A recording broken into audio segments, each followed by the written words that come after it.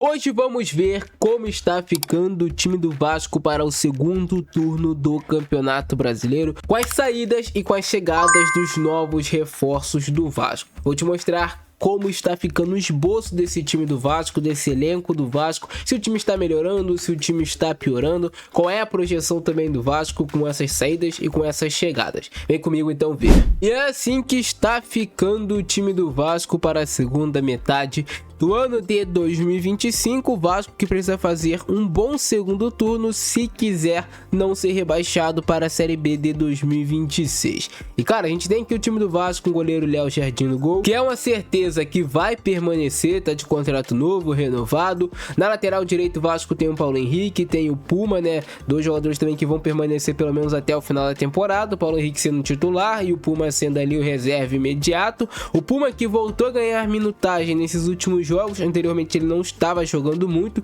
jogou até já de lateral esquerdo e tudo mais. Na zaga começamos as primeiras grandes alterações nesse time do Vasco, porque o zagueiro João Vitor foi vendido para o CSKA Moscou da Rússia. E o Carlos Cuesta, zagueiro colombiano da seleção colombiana que estava no Galatasaray, está muito próximo de ser anunciado pelo Vasco. O Vasco aumentou a proposta pelo jogador, já tem a parte salarial toda certa com o atleta, então Carlos Cuesta deve se tornar zagueiro do Vasco para o restante de 2025. O Vasco precisa de zagueiros, ainda mais agora com a saída do João Vitor. O Vasco, no meu modo de ver, precisa de pelo menos, além do Carlos Cuesta, de mais um zagueiro para formar a dupla de zaga titular e confiável com ele. Carlos Cuesta é um zagueiro rápido, de boa imposição física, é um zagueiro de boa saída de bola, que é acostumado a jogar em times que jogam com linhas mais altas, mas é um zagueiro que não tem tanta estatura assim. Ele tenta compensar com a impulsão. Quem viu a nossa análise aqui no canal chegou a acompanhar que ele realmente é um zagueiro de bastante impulsão, sai muito do chão. Carlos Cuesta é um zagueiro que está entre 1,79 e 1,82 de altura. E para formar a dupla de zaga com ele, no momento tem o Lucas Freitas, tem o Luiz Gustavo, também joga ali pela esquerda, até o Maurício Lemos joga pela esquerda. Mas o Maurício Lemos é um zagueiro nada confiável. Primeiro, fisicamente e tecnicamente está muito mal. O Lucas Freitas é um zagueiro que não comete tantas falhas quanto o João Vitor, mas eu não vejo o Lucas Freitas sendo aquele zagueiro incontestável no Vasco. É mais um jogador para compor elenco. O Luiz Gustavo é um jogador muito jovem e eu não sei se você pode jogar essa responsabilidade toda em cima do Luiz Gustavo. Então o Vasco, além do Cuesta, deveria ir atrás de outro zagueiro também com característica de ser rápido, porém um pouco mais alto do que o Carlos Cuesta para compensar.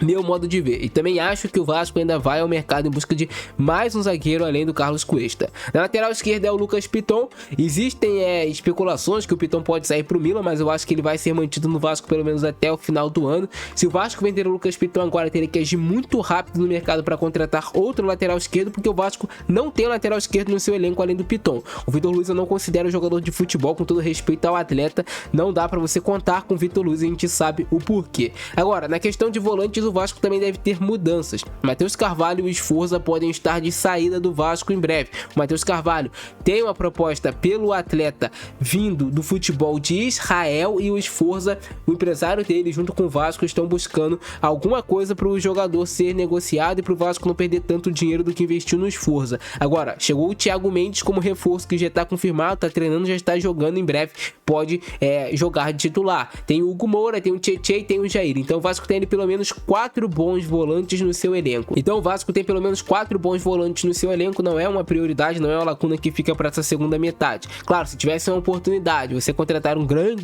segundo volante, um grande primeiro volante, você contrataria. Mas o Vasco não tem dinheiro, o Vasco está contando ali as moedinhas para tentar reforçar alguns setores que são mais primordiais no momento.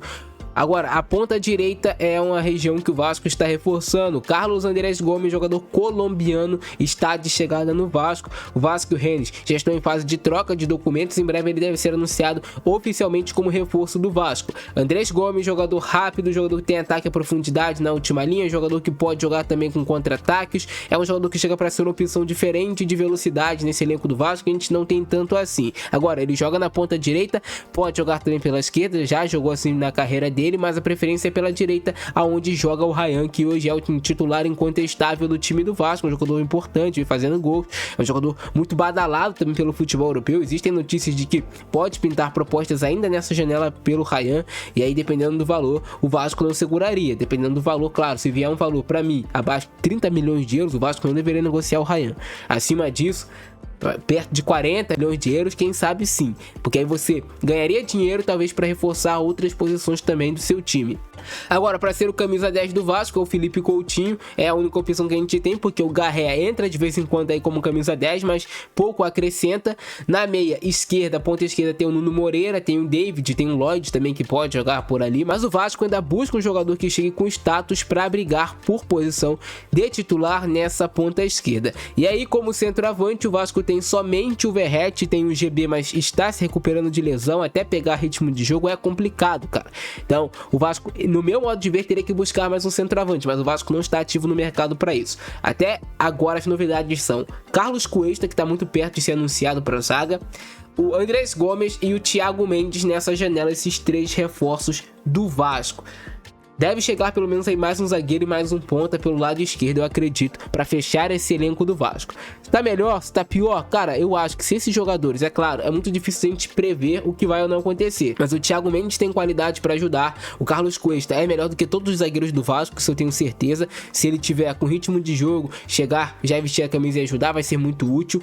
O Andrés Gomes é um jogador que teve a temporada de 2024 muito boa, jogando pelo Real Salt Lake, 2024, um ano atrás, então, cara, não foi bem no Rennes da França, é bem verdade, mas tem características que podem agregar ao grupo do Vasco, trazer novos elementos para o jogo do time, pode ser mais uma opção que o Vasco ganha. Então, a princípio, o Vasco está fortalecendo o seu elenco. A gente tem que ver como é que vai ser o desempenho dentro de campo de todos esses atletas, porque ninguém joga somente com o nome. Mas é isso, rapaziada, gostaram do vídeo de hoje? Deixa o like, se inscreve no canal e ativa o sininho para você não perder nada que eu publicar aqui. Esse é o nosso vídeo de hoje, abração do Francesco, é nóis e fui!